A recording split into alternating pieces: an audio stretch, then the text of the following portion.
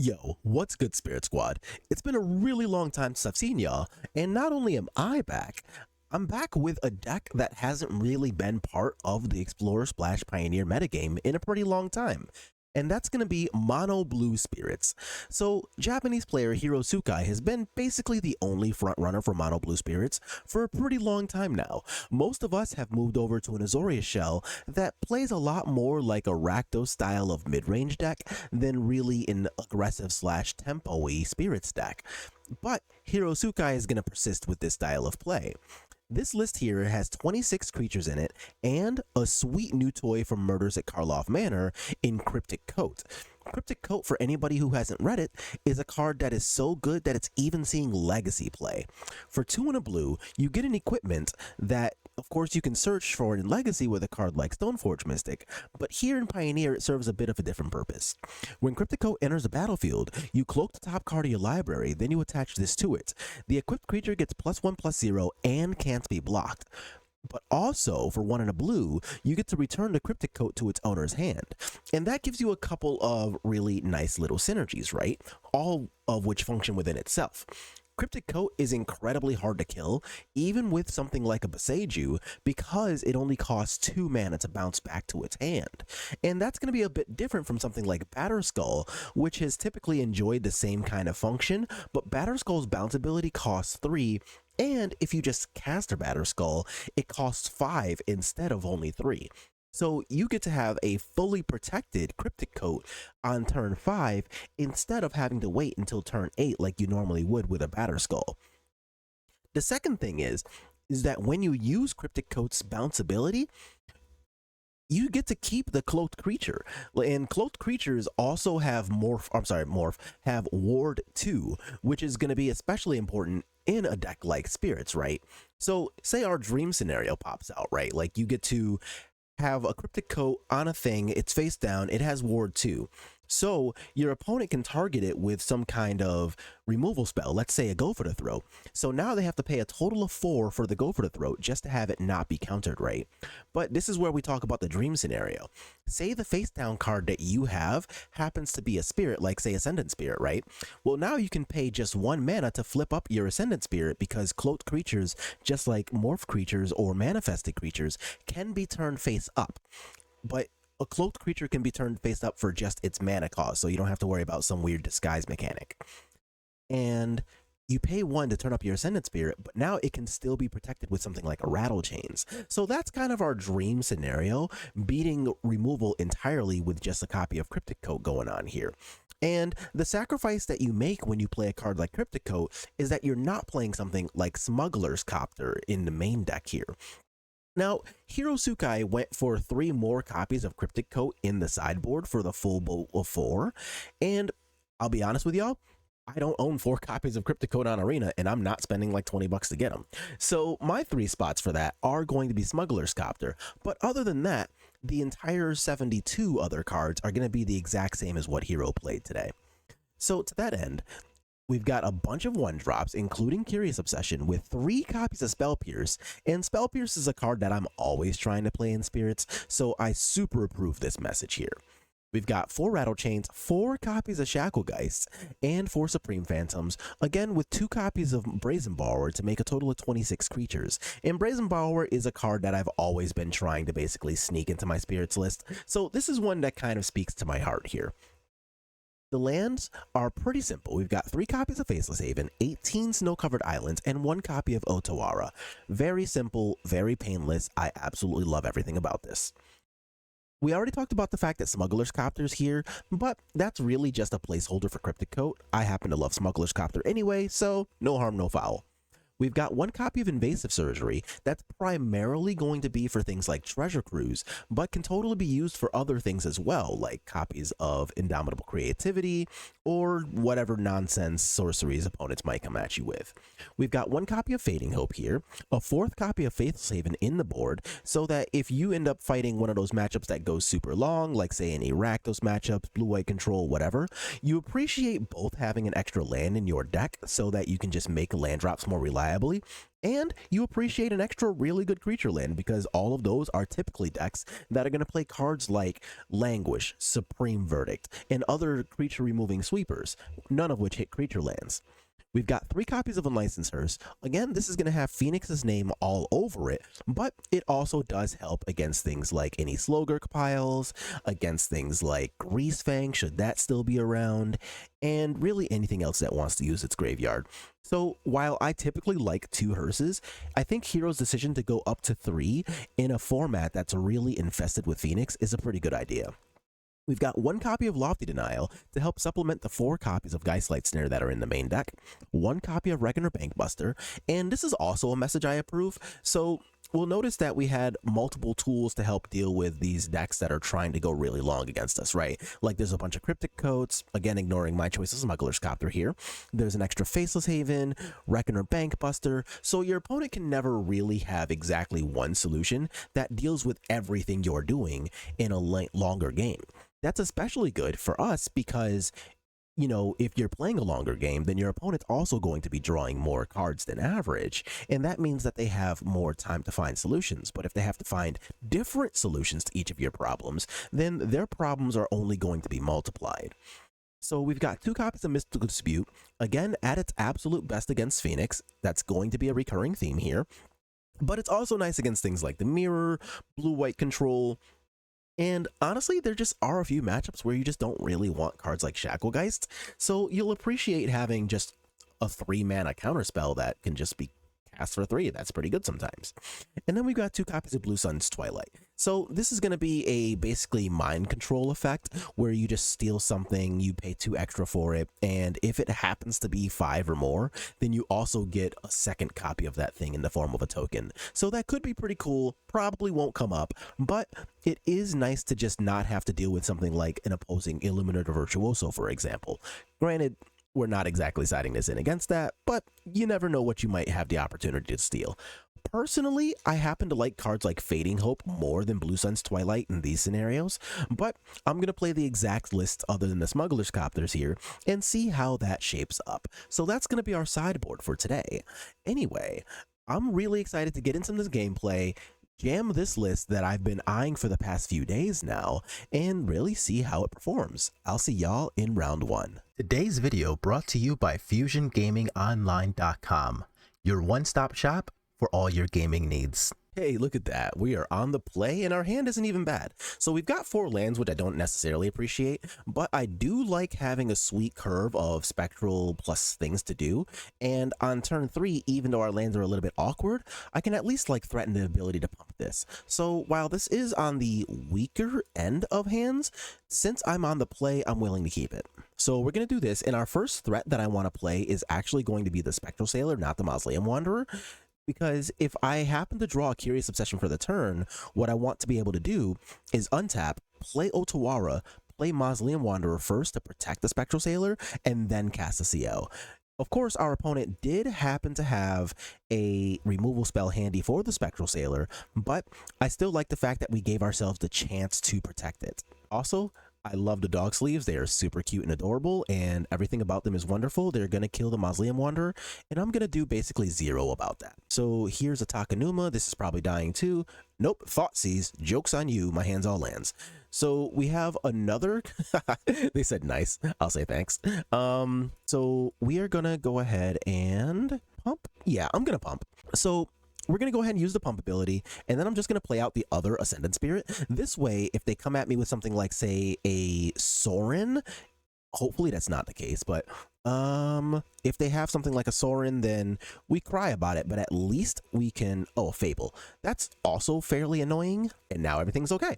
So I want to simply put the CO on here. I don't love our chances with this, but I am going to give my opponent a chance to block this. If they do, I can use both of my Faithless Havens to make a 2-3 here. So let's see if they want to do anything. No. Okay, so I'm just going to get to draw my card, and hopefully it's a counter spell. I would love to be able to counter a Sorin. That is very much not a counter spell, understood. So now we're just going to pass the turn here. So they get to go ahead, loot with the Fable. Oh, Graveyard Trespasser. So it's not vampires, it's just black-red mid-range, which is not necessarily the best for us, but it's also not the worst. If they try to play like a threat like Shieldred here, then I can at least threaten to... Oh, that's not bad. I am going to play that. So I'm going to play my Supreme Phantom and leave up what I think is the best possible mana for that. So if they have a damage-based removal like Bone Crusher Giant, now is basically the only time they're going to get to even blink at it. But let's see what actually happens here. Are we Fatal pushing the Supreme Phantom? Oh, look at that. A damage-based removal like Bone Crusher Giant. That's fine. I can't do anything about that. If you have two of them, you simply have two of them. Yeah, that's fine. And I will not be using any pump abilities. They're going to go ahead, take the 4, go down to 6. And I'm not really going to cry too much about that. So let's draw a card. Optimal. All right. So now they have the token here. And if they just like play one of these for a blocker, then I don't really know that I care too much. If they have another Fatal Push that's Sad Times, I think I'm supposed to just untap. I don't want to tempt them to use a Fatal Push. Oh no, they have it. Okay. Boo. And I can't really oh, Bitter Triumph. Okay. Discarding. What the hell? That's a choice. All right. I think this might still be mostly fine. So I'm going to go ahead and let that die. I could have bounced back specifically the Curious Obsession to hand. Oh, wait. Life is all right, I think. Do I have enough mana for that? I have 1, 2, 3, 4, 5, 6. I can play this. I wish I had a Shackle Guy so I could tap this as a blocker. I can't, so I will simply cry about it. I can't Otawara and activate this with enough mana to pump this either, so I'm just going to cast my Supreme Phantom first. So let's do that, and force you to block the Faceless Haven. What happens if... Yeah, okay. So if they block the Ascended Spirit with the Reflection, I'm actually okay with that. So now they go to 1. They have to deal with both a creature land and my flyer. If they cast this, then the chances of them being able to deal with exactly Supreme Phantom is really hard. And that is only medium annoying, I think. So they can cast the Bone Crusher Giant, but now if I draw a land, Faceless Haven's lethal. Dang. Okay, so now we're going to go ahead and pass the turn. So they go ahead and plus first. I can bounce back the token here. I'm not going to give them a Bone Crusher Giant, but I can bounce the Shaman token and play a Spectral Sailor. They discard whatever this is, and now I have lethal because we know they don't have a solution to this Spectral Sailor, so hooray. So I'll go ahead and pretty happily take the 4. If I had take 7, whatever, who cares? Or they can Sulfur Springs and go out on their own terms. I don't hate that. So against Rakdos Midrange, I'm going to take all of the things that give us the ability to really play like that longer game that I was mentioning here. So we're going to put in our Smuggler's Copters, our Cryptic Coats. Cards that I don't really want include Shacklegeist. Oh, wait. This list has Curious Obsessions. Duh. I haven't played with Curious Obsessions in so long that I actually like just didn't even think of them as an option in my brain. So Curious Obsessions out. So now I can just go ahead and play Spectral Sailors, all the 1-drops, and they can all crew the Smuggler's Copters.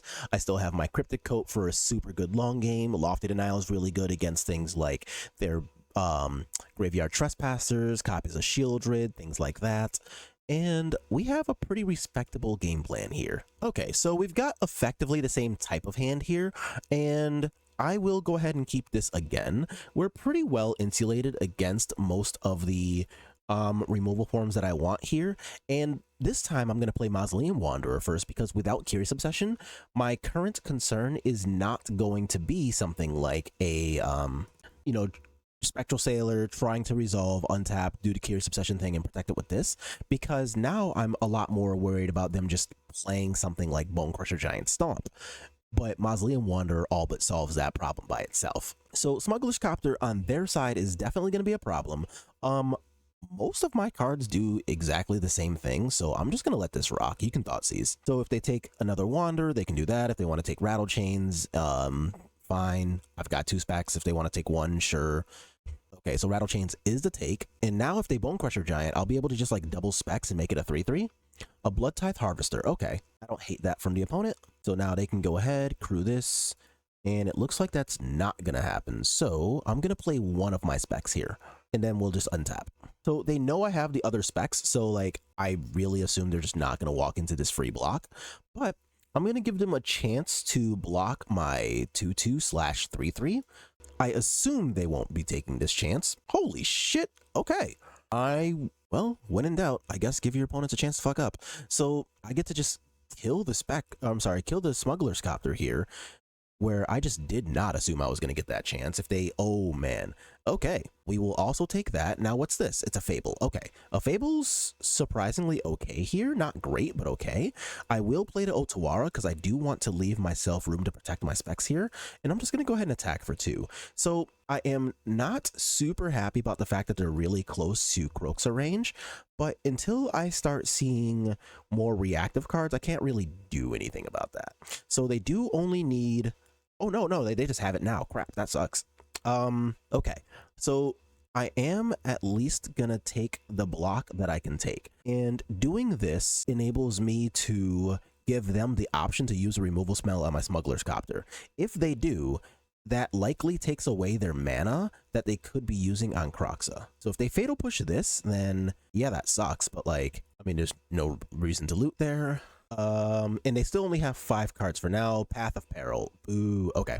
So I am fairly certain we're going to a game 3 here. Kroxa can't do anything about. I didn't draw on Licensors, yeah. Or I'm sorry, we didn't put Unlicensors in the deck. So that's fine. We'll go to a game 3. Any changes? I'm gonna go with no. We're gonna keep the deck exactly as is. So the exact problem that we thought we were going to have did end up coming up, where we just had, like, I guess too many 1-drops and not enough actual gas. And we did end up having to walk into that Path of Peril, but like a hand like this is completely fine, where we have the Ascendant Spirit with something to do on turn 1, and if the removal spell happens to be Bone Crusher Giant instead of a Fatal Push, this is pretty well insulated from that just on its own ability. If they thought sees a way to Smuggler's Copter, yeah, I'm sad about that, but it is what it is.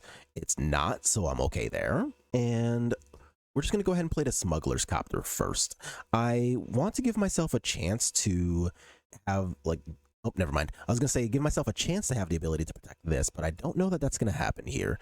Are we taking the Lofty or the Shacklegeist? Probably the Shackle. Nope, they take the Lofty. Okay. Color me surprised. So I'm going to go ahead and use the Shacklegeist. They know I have this already, but I'm also going to do this so that I can play around a Fatal Push on the Copter.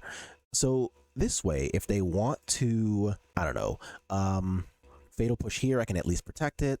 If it's a Rending Valley on one of these, too late, I already crewed. And it looks like that must be a Rending Valley in their hand. Okay. So yes, I'm going to go ahead and loot, discard the land they know about. This way, I can hopefully have them Thoughtseize this. And it was, in fact, a Rending Valley. Okay. So, like I said there, not much to do about it. Hopefully their cards are not named Culligan's Command. That would be absolutely terrible. But most other things seem to be okay for now. Liliana. Okay, so Lily can make me sacrifice the Shacklegeist. That sucks. But now something like, no, absolutely not, deck. Yikes. No reason to keep cards in hand because they can just make me discard anyway. So now I just really need a creature. Fable, okay. Let's see if they want to discard a card. Looks like the answer is no. There is a creature. Okay, hooray. So let's see if they... And I'm going to attack their face here. To see if they want to sacrifice a creature, they just can, or discard a card, they just can. There's no reason for me to loot cards when my hand is empty, so we're just going to pass the turn to them and see what happens here. A Fatal Push on the Wanderer is going to happen. So now I do need another creature if I want to crew one of these. Oh no, they kept both cards? That is not good for us. Okay. Yeah, like they're not discarding. Crap, we're super dead. Okay, that Spell Pierce is not going to do much for us anymore. So we're going to discard. Goodbye, little Spell Pierce. They say goodbye to Bitter Triumph. Okay. And they're just removing a hard, or relatively unconditional removal spell because they have a Shieldred. Got it. Understood. And we are Omega dead. Yeah, I'm going to back this one up. Let's move on to the next round. Yikes. Okay, this time we are on the draw. Our opponent did take a mulligan. Our hand is already pretty good, so no complaints. I absolutely love those. That is great. I do wish they didn't give her the fucking Killmonger cut for ladies, but whatever. Blooming Marsh. Okay, so are we playing against some Greasefang, some mid-rangey pile, or is it just Amelia? Time will tell. With a hand like this, as long as I see like maybe 1 or 2 counter spells, I super don't mind it being Amelia, but a tapped land on turn 2 with no other action? Oh, look at that. We did the perfect. All right. No Fatal Push. No Fatal Push achieved. We have made it. Okay. So this is definitely the reason why you play this deck. We have a 1-mana counterspell live, and for the foreseeable future, it probably sucks to be our opponent. Concealed Courtyard. Okay, that does not change any of my statements on what decks it could be. So a duress, not gonna lie, sad times. They're gonna take the guy's light snare. I could also just cast it and let them mind their business on a rattle chains, and I think that's actually the vibe here. I don't really care about keeping Cryptic Coat, and there's not necessarily a reason to make them, you know, potentially fuck up and take this, but I do think that trying to hide rattle chains was worth that exchange. So let's go ahead and attack. Okay, we're still hitting. This is good. And we draw a Spectral Sailor, which is actually not bad. So now if I actually do have to Grizzly Salvage, it was a Greasefang player. Okay. So yeah, that sucks actually. I'm gonna get rid of this. So I'm not gonna let them do the Greasefang thing, even at the expense of my Mausoleum Wanderer, because now I get to go specs plus rattle chains during my turn. That's annoying, but fine. And now I can instant speed Shacklegeist to stop the Asika's Chariot from attacking, or like the Greasefang combo if they do actually assemble stuff. So let's go ahead, play this, and I am gonna attack with my rattle chains here. So now they go down to 14. In theory, they crew Asika's Chariot. I get to tap it, and they are a relatively miserable opponent. That's kind of like the dream scenario here. If that's what ends up happening, perfect. If not, and they, I don't know, do nothing almost, then I guess I get to draw a card next turn.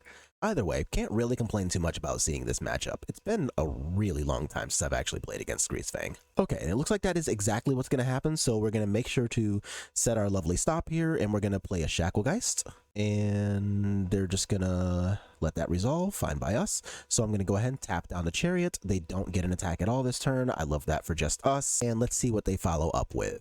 They do in fact have a Greasefang, fine. So now I get to go ahead, play my Shacklegeist here.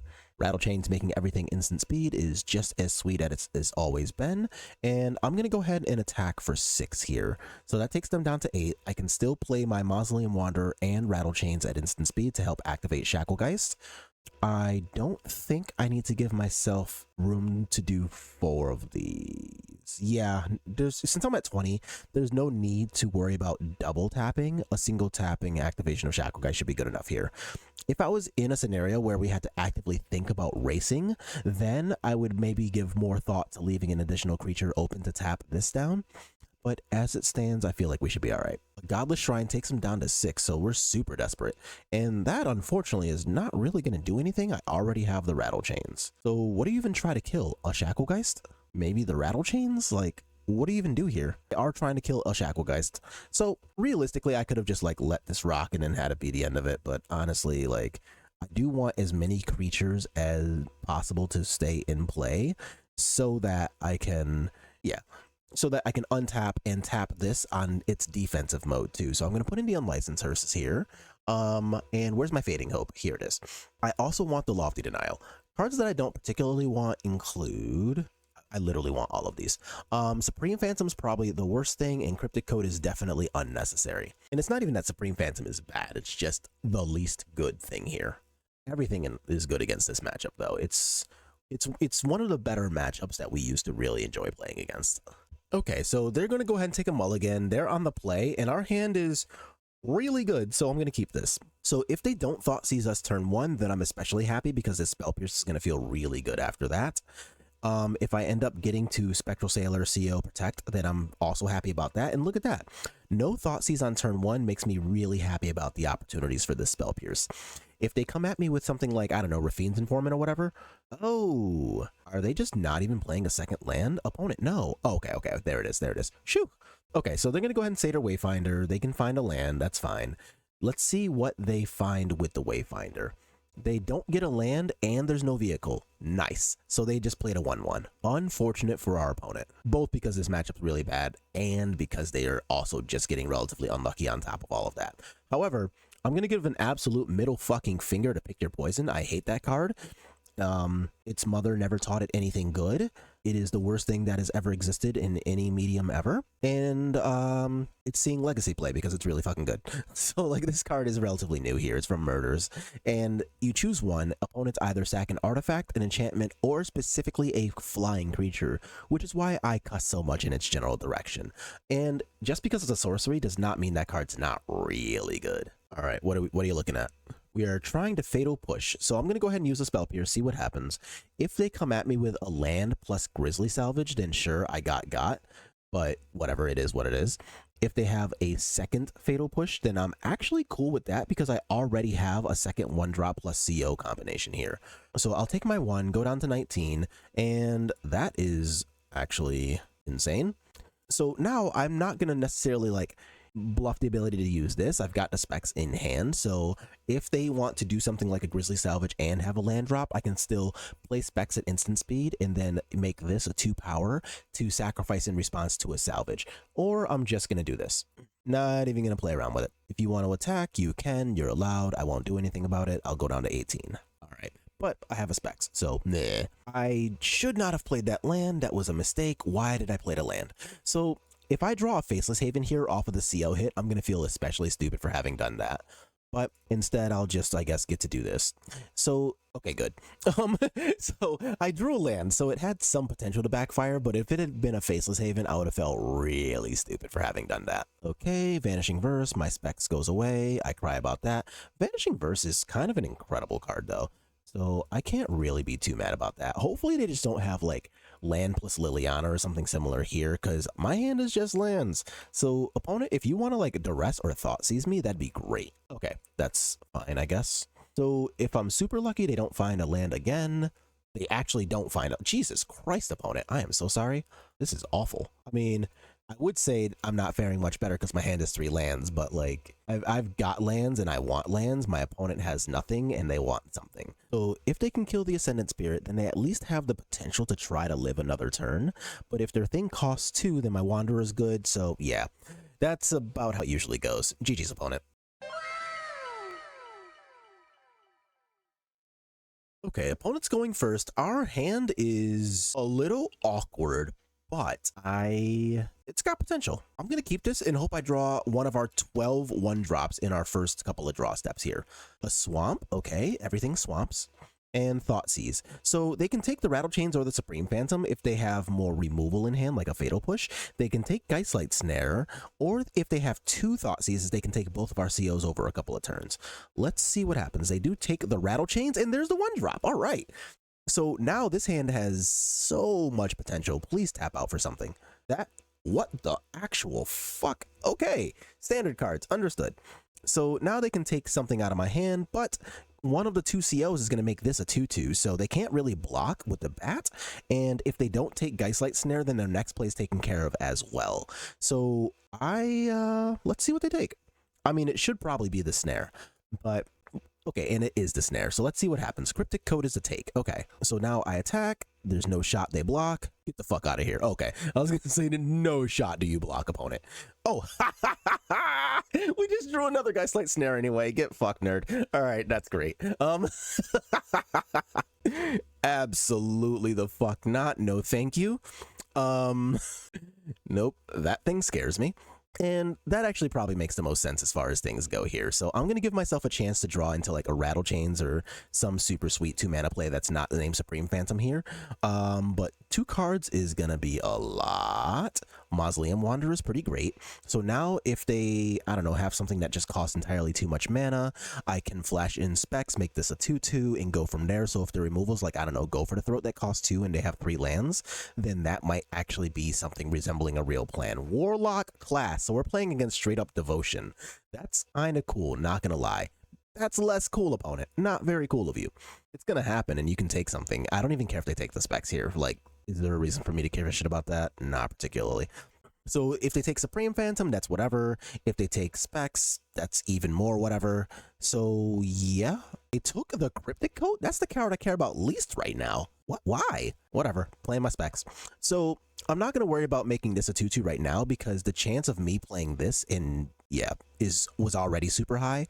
And I have my Spell Pierce, so I'm going to make the assumption that that's going to solve whatever problem I want to present next turn anyway. So they're going to try to deny me draws? I guess that's fine. So they go to 9. I get my Cryptic Coat back, but they already knew I didn't care about that. So that part was actually a pretty good block on their end. I like that from them.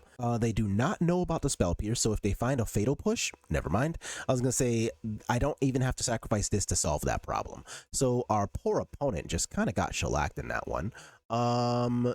Do I want to take... Yeah, that's probably fine. So my assumption is that they're just gonna be a spell-based pile here. I kind of do want more cryptic codes against this, but it is what it is. So a reason I took out 2 Ascendant Spirits and not 2, I don't know, Curious Obsessions against the Fatal Push discard deck here. So specifically the black decks that are not also red don't have access to Rending Valley, which means that my protection plan of Spell Pierce plus Rattle Chains is a lot more likely to actually do something to protect my cards that have Curious Obsession on them. And if they're going to be playing cards like Phyrexian Arena and just trying to get to Gray Merchant land, then I really want to give myself the chance to draw all the extra counter spells that we have access to, which is also why I put in the copy of things like Lofty Denial, so that the longer game is gonna be something that we are more likely to be able to... Absolutely not. More like... Oh, they took a mulligan though. If they don't have a Thoughtseize... No, Andre, what the hell? That was almost the single greediest line of thinking in my life. And on the draw, I'm going to put back a Guy's Light Snare. But holy shit, that was bad. Okay, so now they can honestly take whatever they want. It's probably going to be the Coats because that is the best if this game goes long. And that is the take. Okay, so I am going to go ahead and play the Mausoleum Wanderer. We know that most of their 2 drops available are probably not gonna be like Bank Buster out of this style of deck. That's more Rakdos midrange territory. Pay the 1, jerk. But I do like having... Okay, Warlock class. Okay, so we're gonna play this, and do I want to walk you? No, Andre, pass. I just talked about Phyrexian Arena and I almost tapped out of being able to counter it. So yeah. And of course, look exactly what comes up. So we did a smart. So here I am going to risk... Yeah, I'm going to risk it. Whatever. Let's see what happens. So if I had a 4th land in hand, then it's a lot safer to... What the fuck is this card? If an opponent would lose life during your turn, they lose twice that much life instead. Oh, that's actually pretty good. So this effectively attacks for 4 and other things suck too. Okay, cool. Bloodletter of Alkazats? Ecclesats? 1's enough. Wait, this is twice that much. Oh, that would have sucked. Okay. Holy Jesus. No, a second one of those would have actually been disaster because 2 turns to 4 turns to 8. And I just... kind of don't really want to deal with that. That sounds like so much happening. I actually am gonna Lofty this because I don't want them to take my CO. My CO is my current plan right now, and I do at least have like a Fading Hope or the ability to draw into multiple cards here. Another Ascendant Spirit actually wouldn't be that bad. They don't take Thoughtseize, they take a something. A Faceless Haven is also actually pretty decent. So a Faceless Haven can attack through this thing. Aw, man. All right, sucks, happens. A Mausoleum Wanderer is not bad. I think I'm not going to CO. I'm just going to play the Wanderer.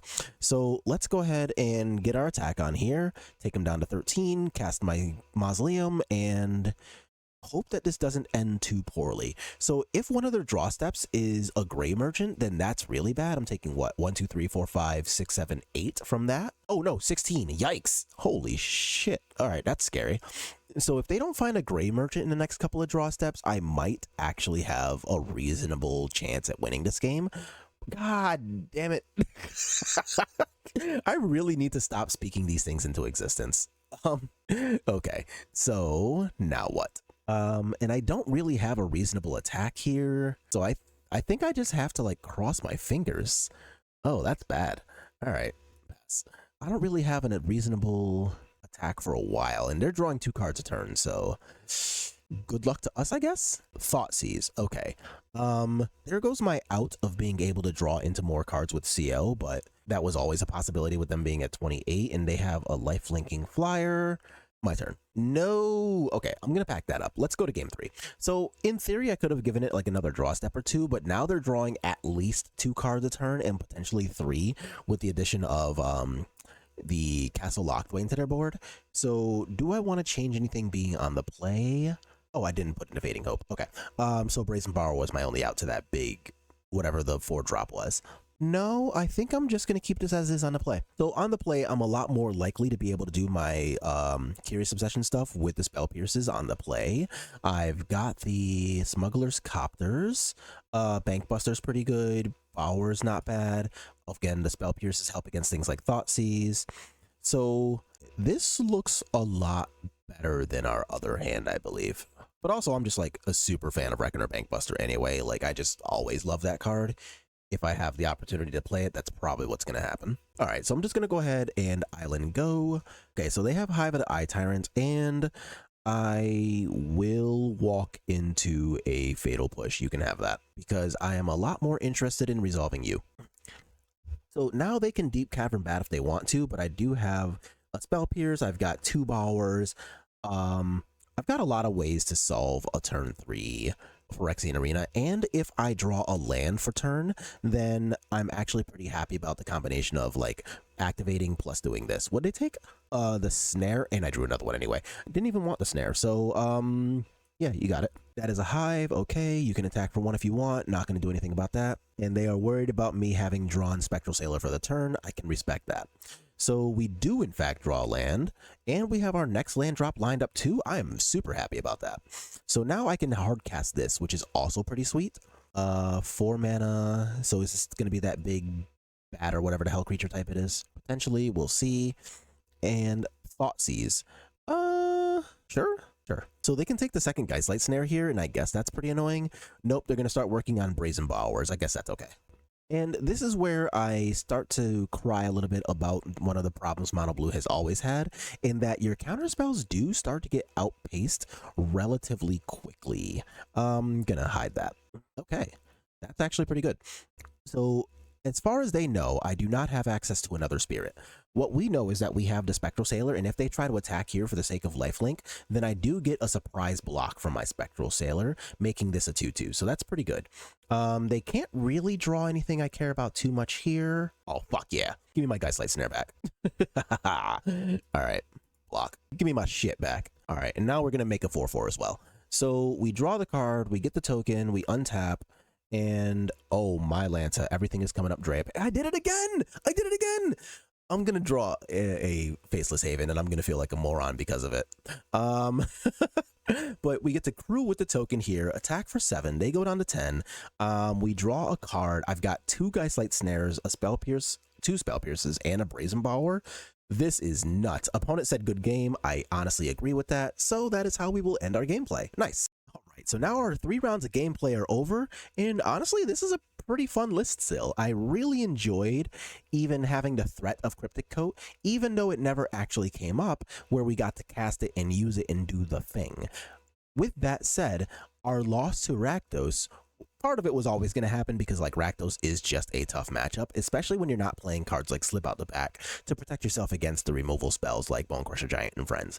But our conscious choice of Smuggler's Copter in the board, because I got lazy and didn't want to spend money on making Cryptic Coats, ended up actually biting us in the ass. Like when we had the availability and mana to play a Cryptic Coat against Rakdos Midrange, we instead had a Copter in our hand, and Copter was nowhere near as effective as a Ward 2 repeatable creature could have been.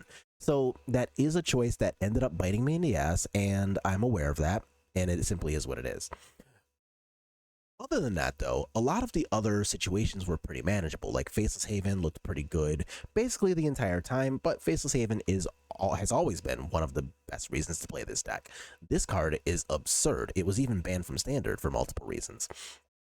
We've got the Unlicensed Hearse, which came up fairly big in the Greasefang matchup that we had game 2. We didn't actually see an Unlicensed Hearse, but the fact that we did face against a focused graveyard deck like Greasefang means that it very well could have been relevant. And of course, Shacklegeist was just an absolute all-star, as it always has been in that matchup. But we don't need to talk about Greasefang because that matchup is super easy mode. As far as the Devotion matchup came, we ended up obviously doing the thing with a Reckoner Bankbuster, digging ourselves out of having only 2 lands in that, what, second game, third game? Was there a game 3? I don't remember. Yes, there was a game 3. But digging ourselves out of a landlocked pocket there was pretty nice, and that's one of the things I've always really appreciated about Bankbuster. Everything else here had its potential spots to come up. We didn't face a single blue deck, so Dispute didn't do anything. We didn't face any small ball type creature deck, so Blue Sun's Twilight never came up, but it could have. And the same goes for Invasive Surgery. We did not face against any Treasure Cruise or dedicated sorcery speed combo decks. So the sideboard choices can't really speak on too much, even if I did actually enjoy the extra Lofty Denial in the board. Our main deck choices came up here. We had multiple spots for our Otawara to potentially be relevant. I don't think we actually ended up using it, but it could have been relevant a couple of times. God, I love this card so much. But that's really going to be a gameplay spot. Here, I'm fairly happy about Hero still playing this deck, championing the thing they like, and still doing well with it, even if honestly nobody else really is. It's still nice to kind of give a little shout out and a throwback to a deck that was really near and dear to my heart for at least a year or two.